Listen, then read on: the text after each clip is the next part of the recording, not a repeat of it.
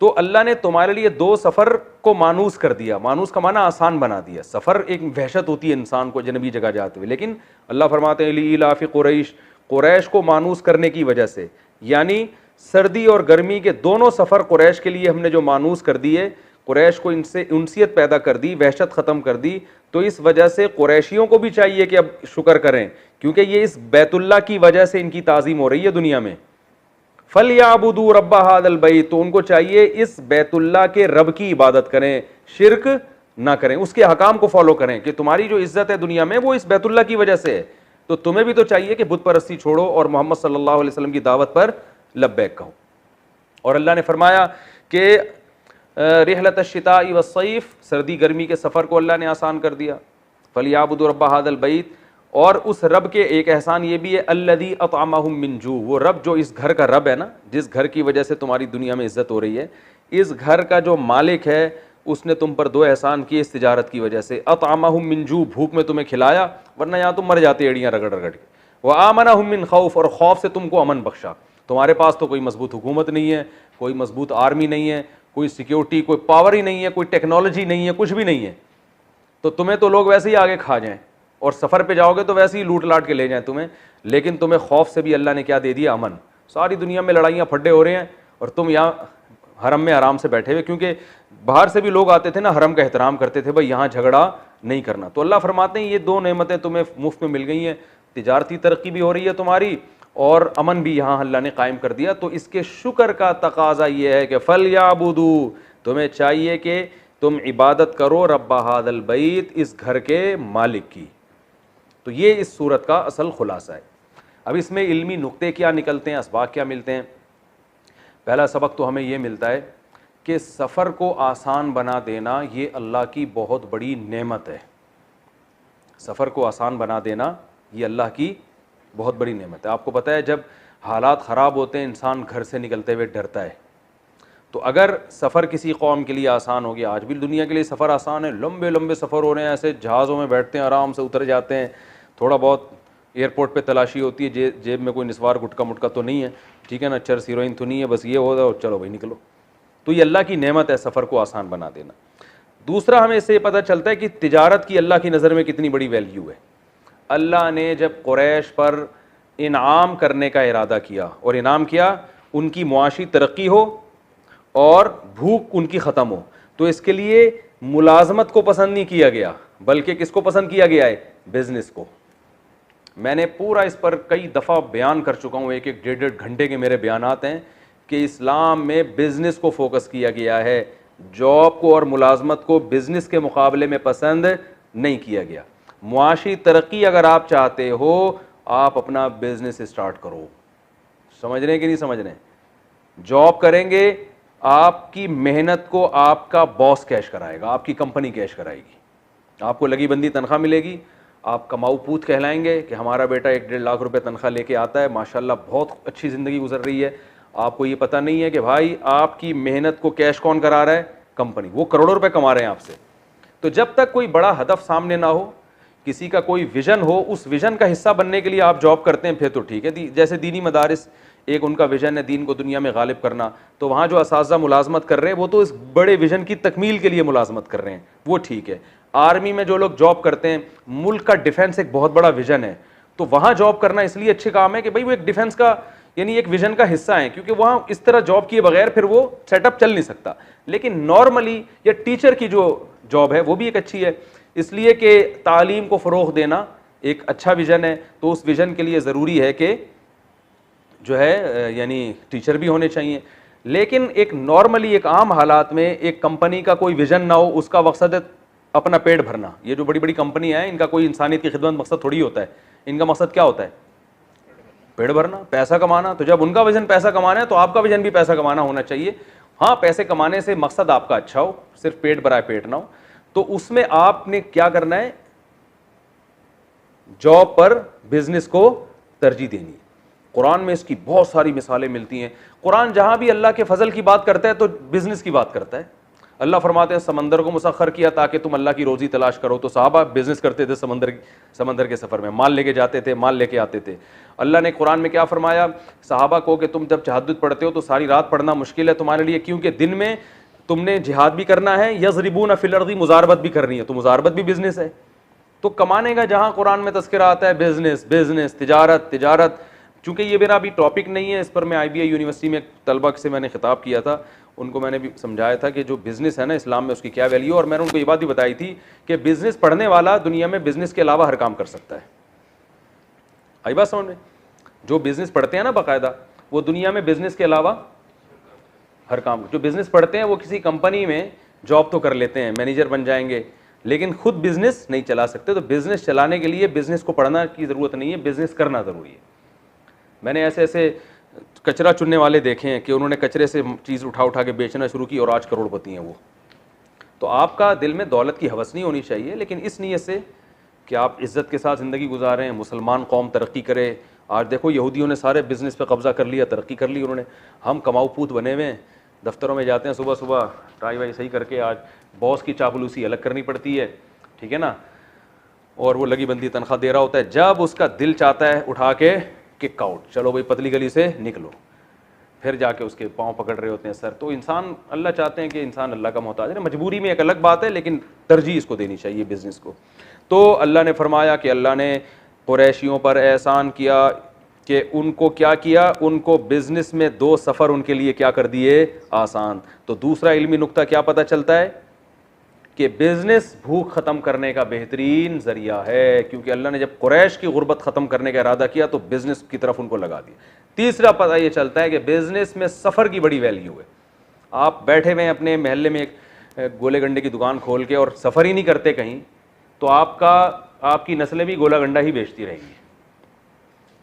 سفر سے انسان کا دماغ کیا ہوتا ہے, کھلتا ہے, اسے پتہ چلتا ہے گولے گنڈے کے علاوہ بھی دنیا میں بہت ساری چیزیں ہیں, ٹھیک ہے نا.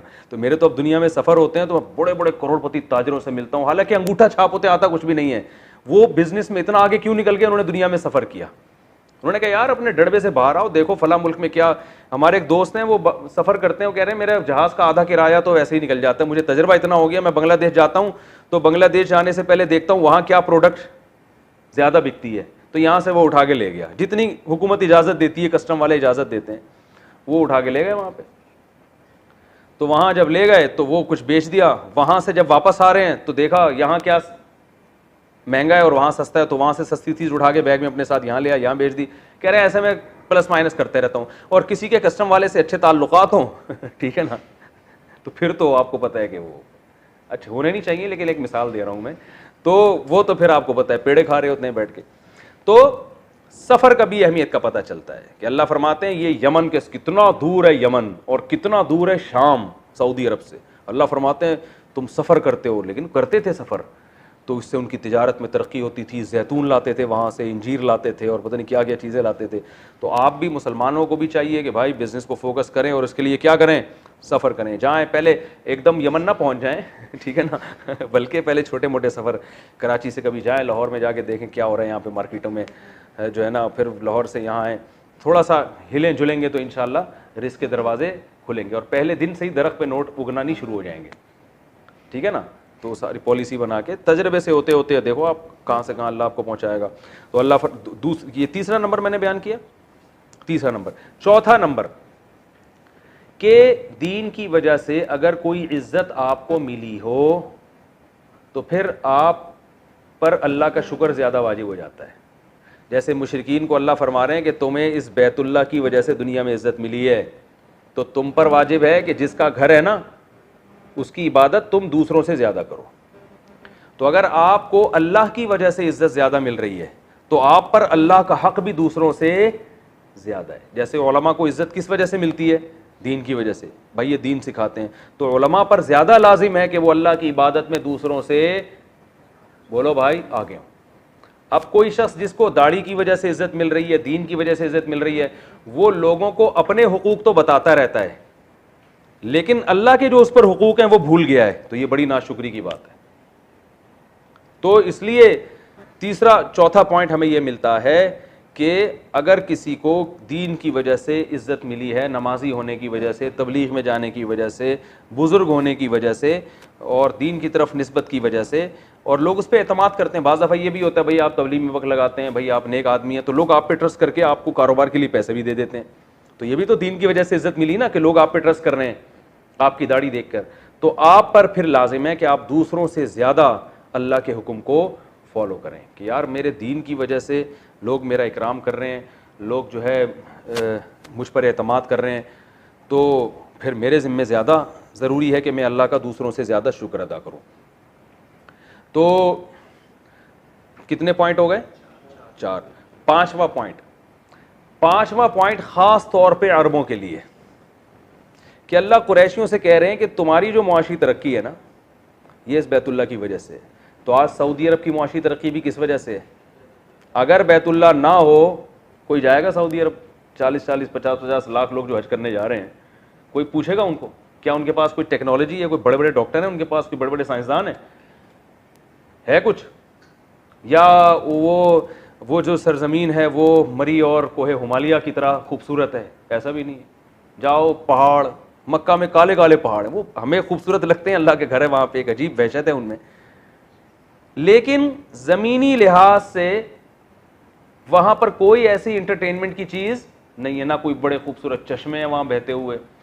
وہاں لوگ اس جگہ سے محبت کرتے ہیں، کس کی وجہ سے؟ بیت اللہ کی وجہ سے. تو جیسے اللہ مشرکین مکہ کو کہہ رہے ہیں کہ اس بیت اللہ کی وجہ سے دنیا میں تمہاری عزت ہے، تو تمہیں بھی چاہیے کہ کس کے حکام کو فالو کرو؟ اللہ کے. تو خاص طور پر اس آیت میں عربوں کو خطاب خاص طور پر ہے کہ تمہیں جو دنیا میں عزت ملی ہے، آج بھی سعودی عرب کی معاشی ترقی میں بیت اللہ کا سب سے بڑا کردار ہے. دنیا وہاں جاتی ہے تو ظاہر ہے شاپنگ بھی ہوتی ہے، خریداری بھی ہوتی ہے، اور اس کی وجہ سے آپ دیکھیں ان کے ہوٹلوں کے کرائے کتنے ہیں، اور ان کی جو ہے نا ان کی تجارتیں کتنی چل رہی ہیں. تو اللہ، اور پھر امن و امان بھی بیت اللہ کی وجہ سے. وہاں لوگ جاتے ہیں حاجی جب اتنی بڑی تعداد میں، لڑائی نہیں کرتے، کیونکہ اللہ نے قرآن میں کیا فرمایا کہ فلا رفث ولا فسوق، کہ حج میں بھائی تم نے کوئی جھگڑا نہیں کرنا، کوئی پھڈے بازی نہیں کرنی. اتنا بڑا کراؤڈ ہوتا ہے مگر سب اپنی زبانوں پہ کنٹرول کرتے ہیں، بھائی یہاں کوئی پھڈے بازی نہیں ہوگی، بھائی یہاں کچھ نہیں ہوگا، امن کے ساتھ. تو اللہ نے ان کو بیت اللہ کی وجہ سے امن بھی دے دیا، اور اللہ نے ان کو بیت اللہ کی وجہ سے ان کی معاشی لحاظ سے ترقی بھی دے دی. تو ان پر بھی ان پر ہم سے بھی زیادہ اللہ کا شکر واجب ہے. ہم پر بھی واجب ہے لیکن ان پر ہم سے بھی زیادہ واجب ہے. ان کے ملک کو ترقی کی بہت بڑی وجہ بیت اللہ ہے. تو اللہ نے ان سے بھی خاص طور پر اس آیت میں گویا خطاب ہو رہا ہے کہ تم اگر شریعت کے حکام کو فالو نہیں کرو گے تو دوسری قوموں کی نسبت تم پر پہلے عذاب آئے گا. یہ کون سا نقطہ ہے؟ 5واں نقطہ ہو گیا. 6واں نقطہ کہ امن اور معاشی ترقی. پہلے تو میں نے ایک نقطہ بیان کیا تھا کہ معاشی ترقی میں سب سے بڑا کردار کس چیز کا ہے؟ تجارت کا.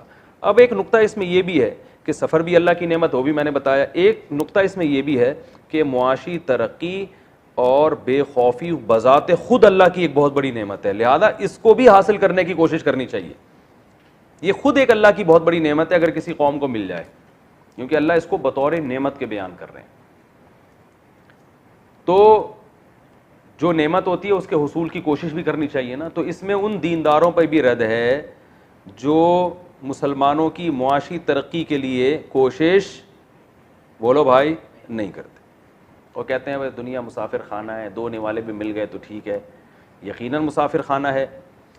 ایک اللہ کی طرف سے آپ پہ اگر کوئی غربت آئی ہے تو صبر کرنا چاہیے، مسافر خانہ ہے. لیکن ایک غربت وہ ہوتی ہے جو آپ کی حماقتوں سے ہوتی ہے. آپ ہلتے ہی نہیں ہیں، جلتے ہی نہیں ہیں، پڑے ہوئے ہیں گھر میں، اور جب تانے کوسنے ملتے ہیں آپ کو کہ بھائی کچھ کرو، جا کے کچھ ترقی کرو، تو آپ کہتے ہیں دنیا کیا ہے؟ مسافر خانہ. ٹھیک ہے. تو اپنی سستی کہاں ڈال دیتے ہیں؟ مسافر خانے پہ. تو مسافر خانے کا مطلب یہ ہے کہ آپ نے اپنی طرف سے ترقی کی کوشش کرنی ہے، کیونکہ نبی صلی اللہ علیہ وسلم نے فرمایا المؤمن القوی خیر من المؤمن الضعیف. بعض جو ہمارے بزرگوں کے قناعت کے واقعات آتے ہیں نا، تھوڑے میں قناعت کی ہے، وہ تھوڑے میں قناعت کر کے اپنی صلاحیتوں کو پھر کسی دوسرے اچھے ویژن پہ خرچ کر رہے ہوتے ہیں. مثال کے طور پر اللہ ان سے دین کا کوئی ایسا کام لے رہا ہوتا ہے, اتنا بڑا کام کہ اگر وہ اس کام کو چھوڑ کر تجارت کی طرف آئیں تو اہم کام ان سے چھوٹ جائے گا اور صرف معاشی ترقی ہاتھ میں آ جائے گی. ایسے موقع پہ پھر ایسے جو پرسنالٹی ہے, جو ایسی شخصیتیں ہیں کہ جن سے کوئی بہت بڑا کام لیا جا رہا ہو, ان کو پھر یہ کہا جائے گا کہ بھائی آپ تھوڑے پہ گزارا کریں کیونکہ آپ ایک بہت بڑے ویژن کا حصہ ہیں. لیکن نارملی کچھ کرنا دھرنا ہے ہی نہیں ہے, بھائی پڑے ہوئے ہیں گھر میں سارا دن, اور جب کہا جاتا ہے کہ کچھ کماؤ, کچھ کرو, جا کے کچھ پڑھو, کچھ ترقی کرو, تو جواب میں کہتے ہیں دنیا مسافر خانہ ہے, ایک دن مرنا ہے, دھونے والے جو مقدر کے ہوں گے وہ تو مل کے رہیں گے. تو یہ قناعت نہیں ہے, یہ کیا ہے, اٹ از کالڈ سستی, پیسو وائز ہے نا, اس کو کیا کہا جاتا ہے, سستی. تو یہ نہیں ہے. ہاں جو ہمارے اکابر کے قناعت کے واقعات ہیں, تھوڑی تھوڑی تنخواہوں میں گزارا کیا, اور وجہ اور ان کو کاروبار کی طرف اس لیے نہیں گئے کہ وہ بھائی وہ کہتے تھے ہمارا وقت ایسا ہے کہ اگر ہم یہ دین کا کام چھوڑ کر اس طرف گئے تو پیسہ تو کما لیں گے مگر یہ اہم کام ہم سے رہ جائے گا. اسی وجہ سے رسول اللہ صلی اللہ علیہ وسلم نے نبوت سے پہلے تجارت کی, مگر آپ نے نبوت کے بعد تجارت نہیں کی ہے. لیکن یہ ہر ایک کے لیے نہیں ہے. وجہ اس کی یہ تھی کہ نبی کا جو مشن تھا وہ اتنا اس میں آپ مصروف تھے کہ آپ کے پاس تجارت کا وقت نہیں تھا. تو اللہ نے پھر آپ سے وعدہ کیا کہ اللہ نے آپ کا رزق اپنے ذمے لے لیا ہے, جو آپ کی ذمہ داری آپ اپنے آپ کو اس میں کھپا دیں. پھر نبی نے فرمایا جعل رزقی تحت ظل رمحی, اللہ نے میری رزق جہاد میں رکھ دی ہے, مال غنیمت سے جو آئے گا بس میں اس پہ گزارا کروں گا. تو آپ صلی اللہ علیہ وسلم کو کبھی کوئی ہدیہ دے دیا کرتا تھا, اس پہ گزارا ہوتا تھا, مال غنیمت سے جو آ جاتا اس پہ گزارا ہوتا, کچھ بھی نہیں ہوتا تو آپ بھوکے رہتے. آپ فرماتے کوئی بات نہیں, کچھ بھی نہیں ہے. آپ کی بیویوں نے کہا کہ ہمیں بھی چاہیے مال, تو آپ نے فرمایا کہ بھائی اسی طرح غربت میں رہنا ہے تو رہو, ورنہ میں تمہیں فارغ کر دیتا ہوں, کسی اور سے نکاح کرو. وجہ کیا ہے کہ ایک بڑا مشن ہے. تو یا تو آپ ایسے مشن میں ہو نا کہ مشن امپاسبل میں آپ جو ہے نا بہت بڑے مشن میں ہو اور آپ کے پاس کمانے کا ٹائم نہیں ہے, اور آپ کی بیویوں میں بھی اتنا توکل ہے کہ جب گھر میں فاقے آئیں گے تو وہ بھی کہیں گے کوئی بات نہیں, آپ اتنے بڑے کام میں مشغول ہیں تو کوئی کھانے وانے کی فکر چھوڑیں, بھوکے رہ لیں گے ہم. تو ظاہر ہے ایسے بیویاں بھی مارکیٹ سے شارٹ ہیں, اولادیں بھی, اور خود بھی آپ ایسے ہیں نہیں, اتنا کون لگا ہوتا ہے. ہاں ہم نے بڑے بڑے علماء دیکھے ہیں جو کر رہے ہوتے ہیں گزارا, لیکن نارملی جو شریعت کا حکم ہے وہ وہی ہے جو میں نے بیان کیا کہ معاشی ترقی اللہ کی ایک نعمت ہے, تو عام آدمی کو اس ترقی کی کوشش کرنی چاہیے.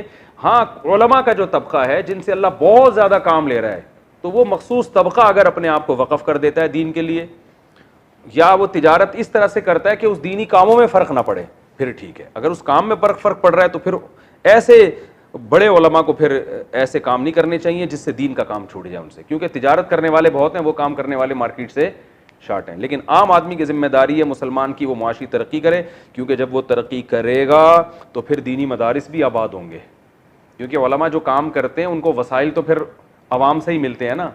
سارے ہی اگر توکل کر کے بیٹھ جائیں گے, غلط والا توکل, تو علماء کو مدارس میں کہاں سے پیسے ملیں گے, اور جو علماء کے ویژن ہیں وہ کہاں سے پورے ہوں گے.